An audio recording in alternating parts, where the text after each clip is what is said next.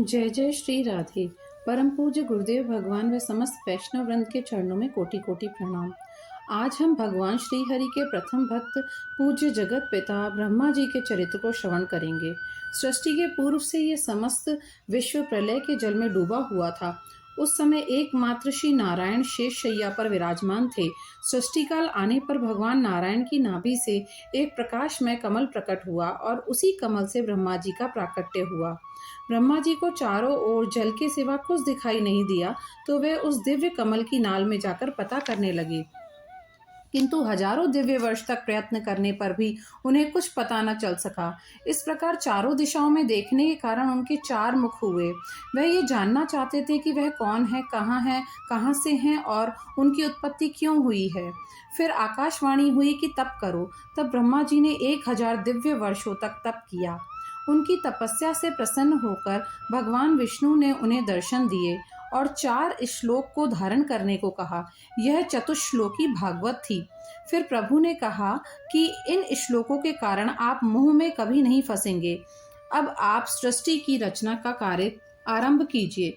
इस प्रकार परम पिता ब्रह्मा सृष्टि की रचना का कार्य करना प्रारंभ कर दिया। संपूर्ण विश्व में ब्रह्मा जी का एक ही मंदिर है। इसकी कथा भी बड़ी रोचक है। एक समय ब्रह्मा जी को पुष्कर में एक यज्ञ करना था। यज्ञ कार्य पत्नी के बिना पूर्ण नहीं माना जाता है।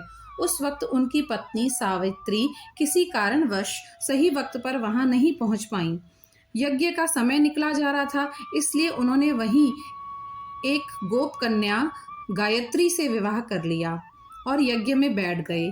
थोड़ी देर में सावित्री जी वहां पहुंची और उन्होंने अपने स्थान पर किसी और दूसरी स्त्री को देखकर बहुत क्रोध प्रकट किया और इसी क्रोध में ब्रह्मा जी को श्राप दे दिया कि तुम्हारी कहीं भी पूजा नहीं होगी। देवताओं ने उनसे श्राप वापस लेने की विनती की, पर उनका जब गुस्सा ठंडा हुआ तो सावित्री जी ने कहा, इस धरती पर सिर्फ पुष्कर में, जो कि अजमेर राजस्थान के पास स्थित है, वहीं आपकी पूजा होगी। कोई भी दूसरा आपका मंदिर बनाएगा तो उसका विनाश हो जाएगा। इस कारण ब्रह्मा जी के पुष्कर के सिवा कहीं भी कोई दूसरा मंदिर नहीं है। और ब्रह्मा जी के हाथ से पुष्प गिरने पर उस स्थान पर झील प्रकट हुई और उस झील का नाम पुष्कर झील हुआ और वह स्थान पुष्कर नाम से प्रसिद्ध हुआ। जय जय श्री राधे।